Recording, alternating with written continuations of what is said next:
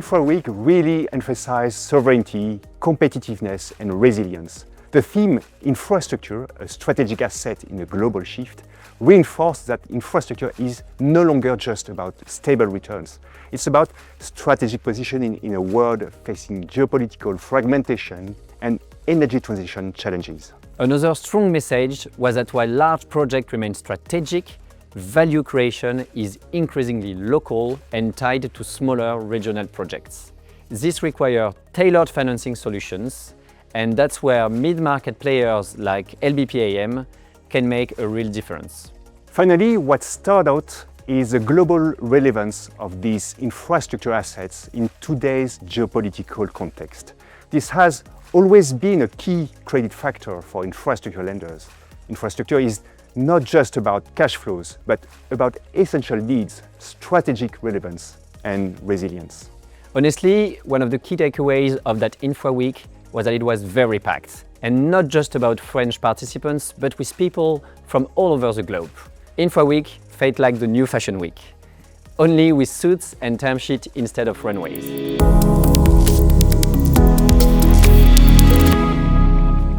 In terms of sectors, we have seen data centers booming in a record time and with a massive flow of money in line with large AI ambition.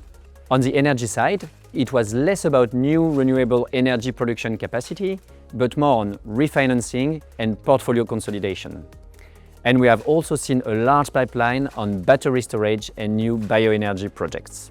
In terms of structures, we can highlight the use of innovative financing for more complex transactions. For example, we have just recently closed a financing for NEOT, a leader in green mobility as a service. This financing is a mix between asset-based financing and infrastructure financing. The structure enables NEOT to deploy a granular portfolio of green mobility projects while ensuring the overall risk is adequate. A further testimony for LBP AM's capabilities in the mid-market. The outlook for 2025 is positive, but selectivity is a key. For instance, on battery storage projects, we have been looking at a dozen of opportunities with different risk profile and geographies, and we managed to be comfortable on 2 projects so far.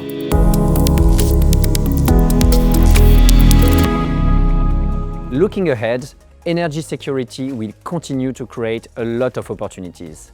Cloud and AI infrastructures are becoming a sovereignty issue, and in line with the continuous growth of such assets, Europe needs to secure energy to power its infrastructures.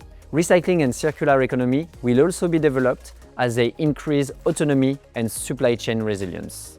On the equity side, fundraising has been dominated by the largest players, but overall liquidity and transactions are not happening as fast as expected. This creates opportunities for infrastructure debt investors, especially at the holdco level. To support our European ambitions, we will launch 2 new debt strategies, a senior infrastructure debt fund designed to promote competitiveness and resilience at the European level, and a junior infrastructure debt fund aimed at closing the funding gap in infrastructure. These strategies will allow us to address different risk profiles and meet growing investor demand, thus expanding our European private markets platform.